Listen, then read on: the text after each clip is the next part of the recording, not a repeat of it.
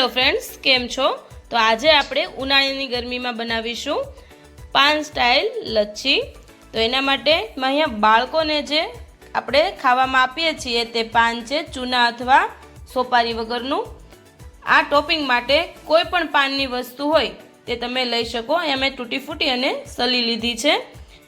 3 ચમચી ખાંડ, 1 વાટકી દહીં અને અડધાથી થોડું વધારે વાટકીમાં મેં પાણી લીધું છે. તો ચાલો આપણે લસ્સી બનાવવાનું સ્ટાર્ટ કરી દઈએ. તો અહીં હું 1 વાટકી દહીં લઉં છું અને અડધાથી થોડું વધારે વાટકીમાં હું પાણી લઉં છું અને 3 મોટી ચમચી ખાંડ એડ કરું છું. આને આપણે વ્યવસ્થિત રીતે ઘોળી લેવાનું છે. મિક્સરમાં કે આપણે બ્લેન્ડરની મદદથી કરવાનું નથી. જ્યાં સુધી એકદમ ફીણા થઈ જાય ત્યાં સુધી આપણે ઝેરણીની મદદથી આને ફેટવાનું છે.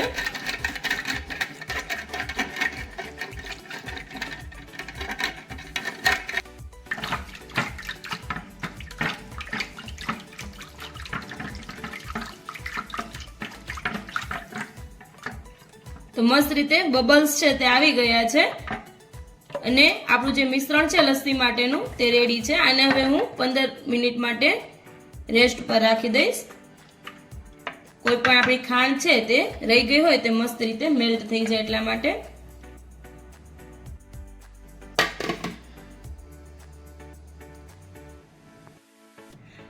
આપણું લસ્સીનું જે દહીં છે તે મસ્ત રીતે મેલ્ટ થાય છે ત્યારે આપણે હવે એક પાન લઈએ મિક્સર જારમાં અને થોડું એમાં પાણી એડ કરી લેશું, કારણ કે આપણે પાન સ્ટાઇલ બનાવવાની છે એટલા માટે.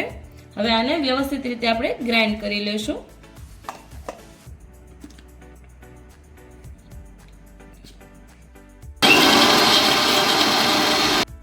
તો આ રીતે આપણે આખા પાનને થોડું કણીવાળું રહે તે રીતે દળદળું આપણે પીસી લેવાનું છે. આ પાન મેં જે નાના બાળકો માટે આપણે જે લઈ આવીએ છીએ તે જ યુઝ કર્યું છે. એમાં કોઈ પણ ચૂનો કે સોપારી નથી અને થોડું એવું ગુલકંદ છે તે બને તો વધારે એડ કરાવું. તો આપણું લસ્સીનું જે દહીં છે તે મસ્ત રીતે એકરસ થઈ ગયું છે. લસ્સી બનાવવા માટે ગ્લાસમાં હું અડધા ગ્લાસ સુધી આપણું દહીંનું મિશ્રણ છે તે એડ કરી લઈશ અને તેમાં 2 ચમચી આપણે જે પાનની પેસ્ટ બનાવી હતી તે એડ કરું છું અને પછી મિશ્રણને વ્યવસ્થિત રીતે હલાવી લઈશ. હવે બાકીનું મિશ્રણ છે તે આપણે આમાં એડ કરી દઈએ.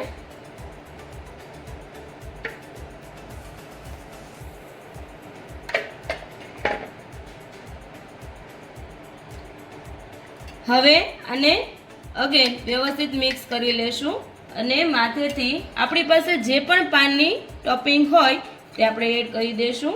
જો તમને મલાઈ પસંદ હોય તો તમે ઘરમાં જે મલાઈ આવે છે તેમાં થોડી ખાંડ એડ કરીને તે પણ એડ કરી શકો છો.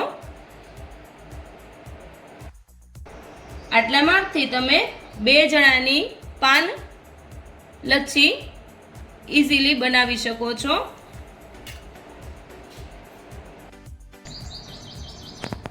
તો ઉનાળાની ગરમીમાં પાન લસ્સી ઘરે બનાવવાની એક વખત જરૂર ટ્રાય કરજો. ખૂબ જ ટેસ્ટી લાગશે અને આ ચોક્કસ માપથી તમે 2 વ્યક્તિ માટે ખૂબ જ સરસ લસ્સી બનાવી શકશો. તો તમને અમારી લસ્સીની રેસીપી કેવી લાગી તે અમને કોમેન્ટમાં જરૂર કહેજો અને અમારી ચેનલને લાઈક કરજો, શેર કરજો અને સબસ્ક્રાઈબ કરજો. Thank you.